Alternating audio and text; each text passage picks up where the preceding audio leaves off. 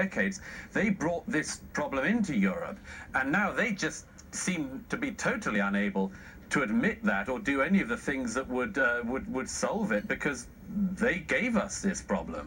And against all evidence, they lie about the motive. So if you want to know why someone's doing something, the first step is to ask him why you're doing this. I want to put up on the screen quotes from an Islamist magazine. These were printed directly after the Orlando nightclub attack here in the United States, and they say it really clearly. We hate you first and foremost because you are disbelievers. That's about as clear as it could possibly be. Then they go on to point 2, which is, we hate you because your secular liberal societies permit the very things Allah has prohibited while banning many of the things he has permitted. Your secular liberalism has led you to tolerate and even support gay rights, alcohol, drugs, fornication, gambling, and usury. They're widespread. You encourage people to mock those who denounce these filthy sins and vices. We could go on, but look, the point is, they're saying this is a religious war. Why don't we believe them? Well, because if it is true, then we've got all sorts of miseries ahead of us. I happen to think we do. But, you know, in the meantime, we're in this transition phase in Europe. You know, I just came from a public debate I was doing in Westminster tonight, and, you know, the people are still, although things are moving, they are still in that sphere where it's, you know, they're saying, you know, what has our foreign policy done that might have caused this? Or, you know, if a guy comes from Pakistan, as one of the attackers from Saturday night did, I don't think much of our country's Pakistani foreign policy could be blamed on this. You know, people are sort of almost reaching out to find any reason other than the one that's staring them in the face. Because, as I say, again, there's this issue. It came up in Manchester 2 weeks ago.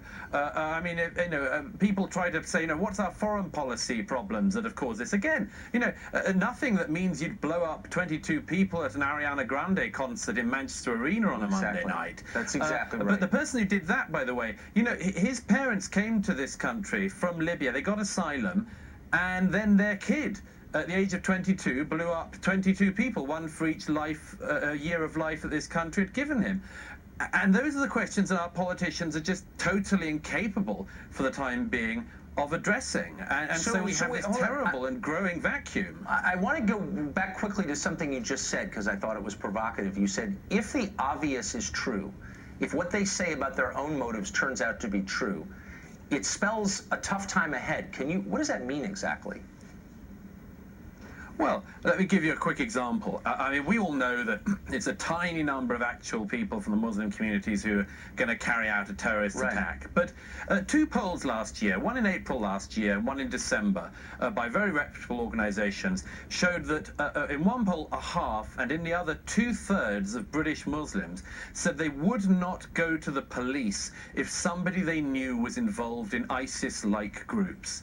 Now, the rest of us in Britain would go at the drop of a hat if somebody we knew of any background or orientation was involved in extremism. But that's what we're now facing. It's this question of, well, if they wouldn't even try to stop an attack like Saturday if they heard about them, where is the loyalty? What are they doing? What are they thinking? The truth is that a lot of those people, they want to defend the faith and protect their faith as they see it, more than they want to show, as it were, the loyalty that should be demanded by a nation of its subjects. Douglas, and as I say, we're still at the point where people don't want to demand that. No, because it's too scary. I'm buying your book right after this. Douglas, thank you for joining us. That was really interesting.